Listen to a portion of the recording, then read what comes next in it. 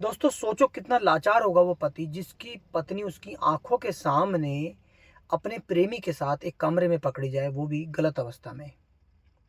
और उसकी आंखों में ना शर्म हो, ना हया हो, ना लाज हो। तो चलो बताते हैं आपको, अलीगढ़ का मामला है।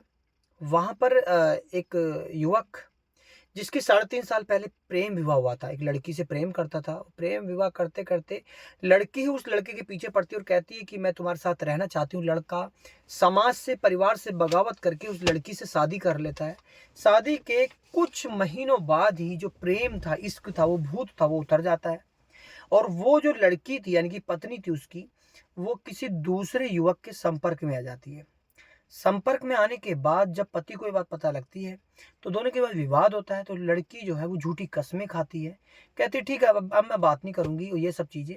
उसके बाद जो है दोनों में फिर लड़का जो है फिर फोन पर उसको पकड़ता है। तो इस बार मामला पंचायत का होता है, पंचायत बैठ जाती है और लड़की अपने मैके आ जाती है। लड़की अपने घर वालों को ये विश्वास दिलाती है कि ये मेरे पर झूठा इल्जाम लगा रहा है, ऐसा कुछ नहीं है, ये सब चीजें। तो लड़की के घर वाले भी लड़की के सपोर्ट में आ जाते हैं। और सपोर्ट में आने के बाद लड़की जो है वो दहेज का मुकदमा कर देते हैं, 7 लाख का। और भाई दोनों के बीच जो है तलाक वलाक की मामला जो है प्रोसेसिंग चलने लगती है। अब हुआ ये, क्योंकि शादी के 3.5 साल का मामला था, शायद बच्चा कोई है नहीं, लेकिन लड़का जो था वो कह रहा था कि उसको पता था, भाई पता रखता था कि उसकी पत्नी, लोग बताते थे कि भाई तेरी पत्नी का फला आदमी के साथ अफेयर चल रहा है। तो वो युवक जो था वो भाई लगा हुआ था चक्कर में कि मैं जो हूँ, इसके जो दहेज का केस इसने लगाया है और मेरे ऊपर जो जेल जाने का मामला चल रहा है, मैं बिल्कुल इसको रंगे हाथों पकड़ कर दिखाऊंगा। और वो कामयाब भी हो गया। अलीगढ़ में वो प्लानिंग के था, उसको पता लगता है कि भाई जो उसकी जो पत्नी है वो मिलने जा रही है अपने प्रेमिका से, प्रेमी से, और वो भी मायके से। ठीक है। और ये बात अब यकीन करो आप कि मतलब जो लड़की थी उसके घर वाले कह रहे थे कि भी अब जो है तुम दोनों ये तलाक वलाक का मामला छोड़ो, दहेज का मामला छोड़ो, दोनों साथ रहने लग जाओ। लड़का राजी भी था और लड़की झूठी कस्में भी खा रही थी। लेकिन जब उसको पता लगता है कि उसकी पत्नी जा रही है, उसने मेन पॉइंट पर पहुंच कर जो है पीछे के लिए पीछा जो है करने लगता है।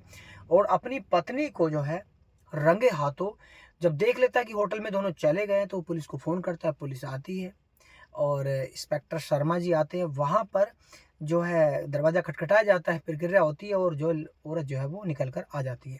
उसका प्रेमी भी आ जाता है। वहाँ पर जो लड़का बताता है वो, उससे लोग हैरान हो जाते हैं। कहता है कि 3 साल पहले मेरी शादी हुई थी, प्रेम विवाह हुआ था, मैंने घर वालों के खिलाफ जाकर इस लड़की से शादी की थी।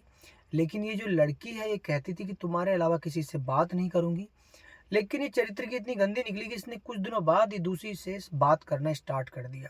और जब मुझे पता लगा तो इसने मेरी झूठी कस्में खाई। तो फिलहाल जो है मामला इतना ज़्यादा वायरल हो गया, बहुत ज़्यादा लोगों के तरह-तरह के कमेंट्स हैं। लोग कह रहे हैं कि भाई नीले ड्रम से बच गया, कि भाई मरने से बच गया, ये सब चीज़ें।